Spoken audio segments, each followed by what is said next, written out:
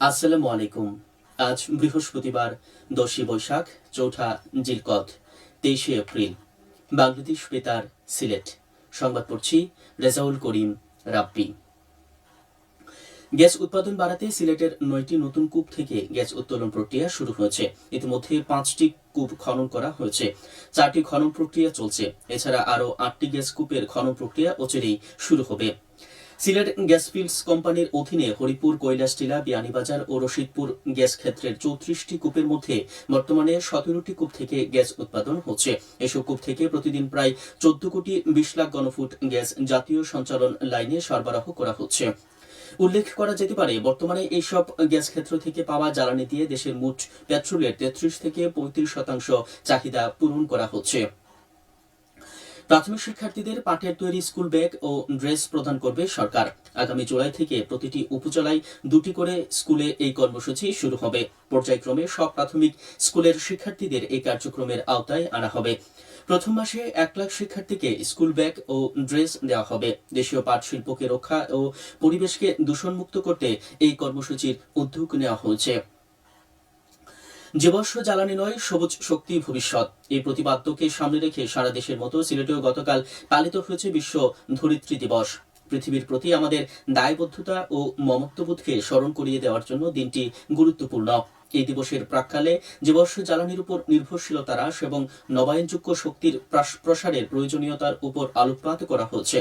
বিশ্বের 193টি দেশে দিবসটি পালিত হয়ে আছে। দিবসটি উপলক্ষে মানববন্ধন, সমাবেশ ও গাছের চারা রোপণ করা হয়েছে মৌলভীবাজারে। কয়েকটি স্বেচ্ছাসেবী সংগঠনের যৌথ উদ্যোগে জেলা প্রশাসন কার্যালয়ের সম্মুখে অনুষ্ঠিত হয় মানববন্ধন, পরে অনুষ্ঠিত হয় সমাবেশ। পরে কেন্দ্রীয় শহীদ মিনারে গাছের চারা রোপণ করে সপ্তাহব্যাপী বৃক্ষরোপণ কর্মসূচির উদ্বোধন করা হয়। আজ বিশ্ব বই ও কপিরাইট দিবস। বই পড়ার গুরুত্ব ও সচেতনতা বৃদ্ধির লক্ষ্যে ইউনেস্কো 1995 সাল থেকে দিবসটি পালন করে আসছে। এটি শুধু বইয়ের প্রতি গুরুত্বারোপ নয়, বরং বইয়ের জগতের অপরিহার্য অংশ অর্থাৎ মেধাস্বত্ব বা কপিরাইট বিষয়ে জনসচেতনতা বৃদ্ধির উদ্দেশ্যে পালিত হয়ে আসছে। 47তম জাতীয় বিজ্ঞান ও প্রযুক্তি মেলা, 10ম বিজ্ঞান অলিম্পিয়াড ও বিজ্ঞান বিষয়ক কুইজ প্রতিযোগিতা অনুষ্ঠিত হয়েছে গতকাল সিলেটের গোয়াইনঘাটে। উপজেলা পরিষদের এই মেলায় মাধ্যমিক ও উচ্চ মাধ্যমিক পর্যায়ে 14টি শিক্ষা প্রতিষ্ঠানের শিক্ষার্থীরা অংশগ্রহণ করে। উপজেলা প্রশাসন এর আয়োজন করেন। ঢাকা সিলেট মহাসড়ক শেরপুর সেতুর জরুরি মেরামত কাজের জন্য সাময়িকভাবে যান চলাচল বন্ধ রাখার সিদ্ধান্ত নেওয়া হয়েছে। আগামী শুক্রবার সকাল 8টা থেকে 26শে এপ্রিল রবিবার সকাল 8টা পর্যন্ত মহাসড়কের শেরপুর সেতু এলাকার সংস্কার কাজ চলবে।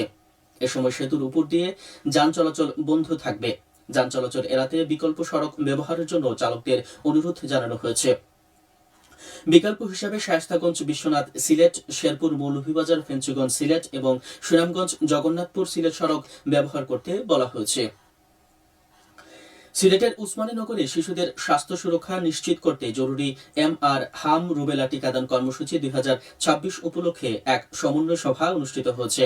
গতকাল দুপুর 12টায় উপজেলা স্বাস্থ্য কমপ্লেক্সের সম্মেলন কক্ষে আয়োজিত সভায় সভাপতিত্ব করেন উপজেলা স্বাস্থ্য পরিবার পরিকল্পনা কর্মকর্তা Mohammad Mainul Ahsan. MT EPR Newton ধরের সঞ্চালনায় প্রধান অতিথি ছিলেন উপজেলা নির্বাহী কর্মকর্তা মুনমুন নাহার আশা। বক্তারা বলেন, হাম ও রুবেলা নির্মূলে 6 মাস থেকে 5 বছর বয়সী সব শিশুকে এই টিকাদান কর্মসূচির আওতায় আনা হবে। কোনো শিশুই যেন টিকার বাইরে না থাকে সে বিষয়ে সংশ্লিষ্টদের সতর্ক থাকার আহ্বান জানানো হয়েছে। এরপর দুপুর 12:30টায় জাতীয় পুষ্টি সপ্তাহ উপলক্ষে জনস্বাস্থ্য পুষ্টি প্রতিষ্ঠানের আয়োজনে এবং উপজেলা স্বাস্থ্য কমপ্লেক্সের বাস্তবায়নে আরেকটি আলোচনা সভা অনুষ্ঠিত হয়। এতে উপজেলা প্রশাসনের ঊর্ধ্বতন কর্মকর্তা, চিকিৎসক, শিক্ষা কর্মকর্তা, ইসলামিক ফাউন্ডেশন ও বিভিন্ন NGOর প্রতিনিধি সহ স্থানীয় গণমাধ্যম কর্মীরা অংশ নেন। চলতি বোরো মৌসুমে সারা দেশের সরকারিভাবে ধান সংগ্রহ অভিযান শুরু হবে আগামী মাসের 3 তারিখ থেকে।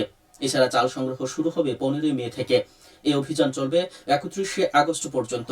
খাদ্য মন্ত্রণালয়ের মাধ্যমে সারা দেশে সরাসরি কৃষকদের কাছ থেকে নির্ধারিত মূল্যে এই ধান, চাল ও গম সংগ্রহ করা হবে।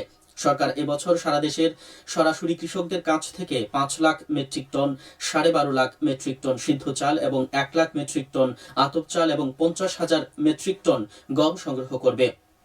ধানের মূল্য প্রতি কেজি 36 টাকা, সিদ্ধ চাল 49 টাকা এবং আতপ চাল 48 টাকা এবং গম 36 টাকা নির্ধারণ করা হয়েছে।